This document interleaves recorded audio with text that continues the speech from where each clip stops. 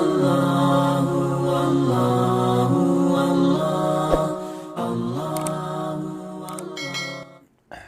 اللہ الرحمن الرحیم۔ آج 2020 کی 31 دسمبر ہے اور انشاءاللہ کل سے 2021 شروع ہو رہا ہے۔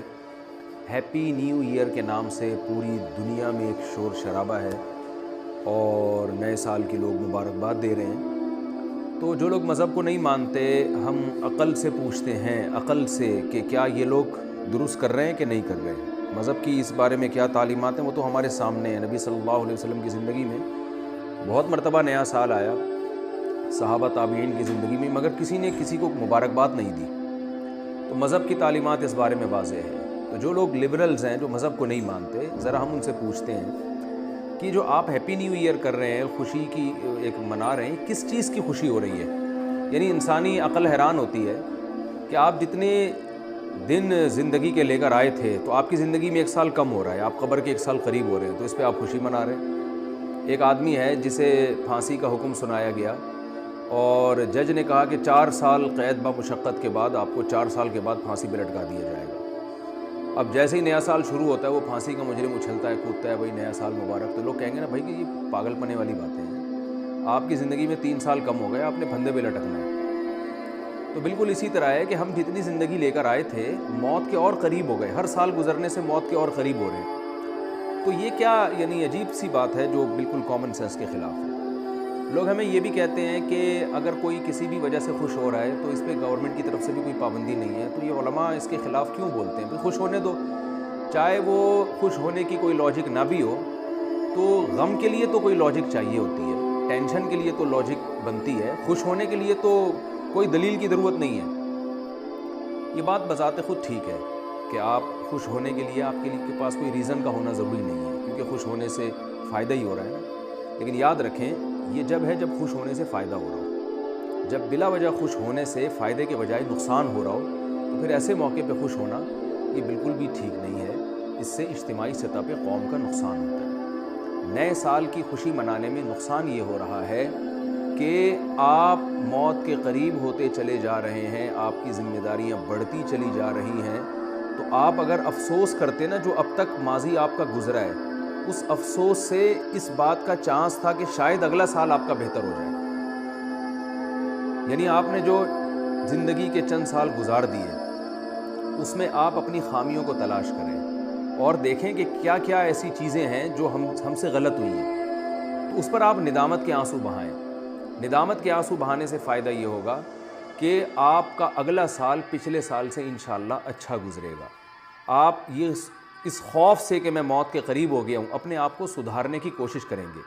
لیکن ہمارے ہاں جس طرح سے نئے سال منایا جاتا ہے، اس سے انسان اچھے کاموں سے دور ہوتا ہے، اچھے کاموں کے قریب نہیں ہوتا۔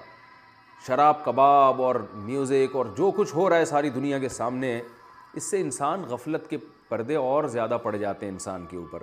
جتنا آپ کے طبیعت میں عیاشی بڑھے گی، آپ موت سے غافل ہوں گے، اور موت واحد ایک ایسی چیز ہے جو انسان کو اچھے کاموں کی طرف لے کر آتی ہے۔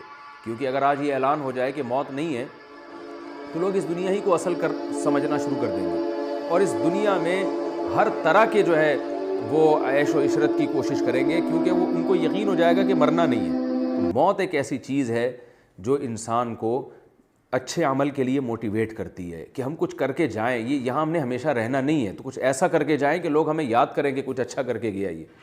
اس کے لیے آپ کو نادم ہونا ضروری ہے کہ آپ آج کے دن ندامت کریں کہ میں نے پچھلے سال، میرا 1 سال اور گزر گیا، اس سے پہلے اور گزر گیا، کسی کے 20 سال، کسی کے 30 سال، کسی کے 40 سال گزر گئے، تو ان 40 سالوں میں نے کیا کیا ہے۔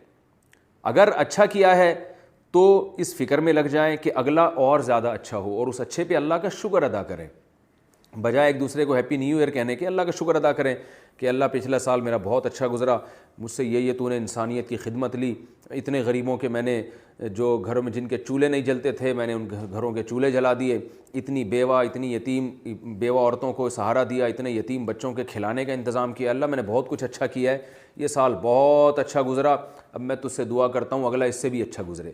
تو اگر ایسا آپ کا گزرا ہے، اور اگر بھائی ایسا کچھ نہیں ہوا ہے، تو ندامت ہونی چاہیے کہ اچھا تو نہیں گزرا اور اب موت کے بہت قریب ہو گئے ہیں، تو اب شاید اس 2021 میں اللہ ہمیں کچھ اچھے کی توفیق عطا فرما دے. تو فکر کرنی ہے, ندامت. ہمارے شیخ فرمایا کرتے تھے کہ جب سال تبدیل ہوتا ہے اور میں ڈیٹ چینج کرتا ہوں تو میرے ہاتھ لرز جاتے ہیں.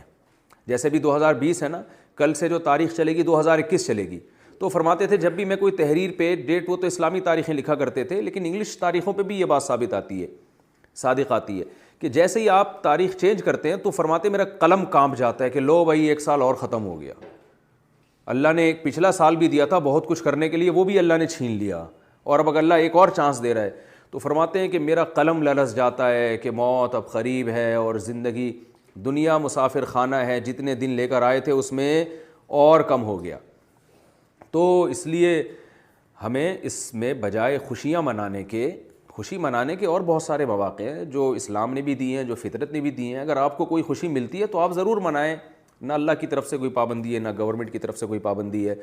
آپ پاس ہو جاتے ہیں ایگزام میں, خوشی منائیں. آپ کے ہاں اولاد ہوتی ہے, آپ خوشی منائیں. آپ کی شادی ہو جاتی ہے, آپ خوشی منائیں. آپ کے کوئی انکریمنٹ لگ جاتے ہیں, آپ کے آفس میں ترقی ہو جاتی ہے, آپ خوشی منائیں. آپ کی تنخواہ ڈبل ہو جاتی ہے, آپ خوشی منائیں. آپ بیمار تھے, صحت مل گئی, آپ خوشی منائیں.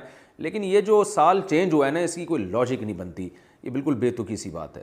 اس لیے اس سال ہمیں کرنا کیا ہے کہ ڈائری اور پین لے کے بیٹھ جانا ہے کہ بھائی میں کون سی میرے اندر برائیاں ایسی ہیں جو میری عمر 22 سال ہو گئی, 24 سال ہو گئی, 38 سال ہو گئی, 60 سال ہو گئی, جو میں اب تک نہیں چھوڑ سکا. تو کیا اگلا سال بھی ایسے ہی گزارنا ہے جیسے پچھلا گزارنا ہے؟ تو سوچیں بیٹھ کے.